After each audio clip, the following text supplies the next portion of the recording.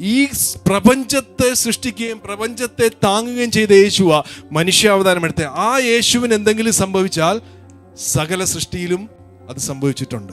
ആ യേശുവിന് സംഭവിച്ചതെല്ലാം സകല സൃഷ്ടിയിലും സംഭവിച്ചിട്ടുണ്ട്. അതുകൊണ്ടാണ് യേശു മരിച്ചപ്പോൾ നമ്മൾ ഓരോരുത്തരും മരിക്കുകയും യേശു ഉയർത്തെഴുന്നേറ്റപ്പോൾ നാം ഓരോരുത്തരും അവനോടുകൂടെ ഉയർക്കുകയും ചെയ്തു.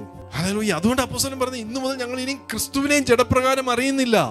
നമ്മുടെ ഉള്ളിൽ നമ്മൾ വർക്കൗട്ട് ചെയ്യാം. ഒരു മനുഷ്യനെയും ക്രിസ്തുവിലല്ലാതെ അവൻ BMW വന്ന അവൻ കാശുകാരൻ, അവൻ കളക്ടർ, ഇവന് 10ാം ക്ലാസ് പാസ്സായിട്ടില്ല.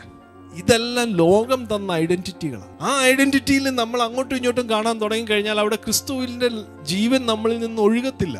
അതുകൊണ്ടാണ് യാക്കോബിന്റെ ലേഖനത്തിൽ പറയുന്നത്, ക്രിസ്തുവിൽ യവനനുമില്ല, യഹൂദനുമില്ല, സ്ത്രീയുമില്ല, പുരുഷനുമില്ല, പുതിയ സൃഷ്ടി അത്രേ കാര്യം.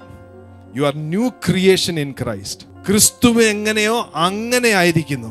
കണ്ണാടി നോക്കിയിട്ട് പറ, നിങ്ങൾ ഇത്രയും ഇങ്ങനെ വിഷമിച്ച് പോയതിന്റെ കാര്യം എന്നാന്നോ? നിങ്ങൾ ആദമിന്റെ ദൈവത്തിന്റെ ശബ്ദത്തെ ഞാനും നിങ്ങളും കേട്ടതുകൊണ്ടാണ്. ഹല്ലേലൂയ. പഴയ നിയമത്തിൽ അല്പമേലും കണ്ടൊരു മനുഷ്യൻ 120 വയസ്സിൽ അവന്റെ കണ്ണു മങ്ങിയില്ല, അവന്റെ ശരീരം ക്ഷയിച്ചില്ല, അവന്റെ മുഖത്തെ ഗ്ലോറി കണ്ട് ആൾക്കാരുടെ കണ്ണടിച്ചു പോകാതിരിക്കാൻ മൂടുപടം ഇട്ട് നടക്കുകയായിരുന്നു. ഇന്ന് നമ്മൾ എത്ര അധികമായിട്ട് ജീവിക്കേണ്ടവരാ.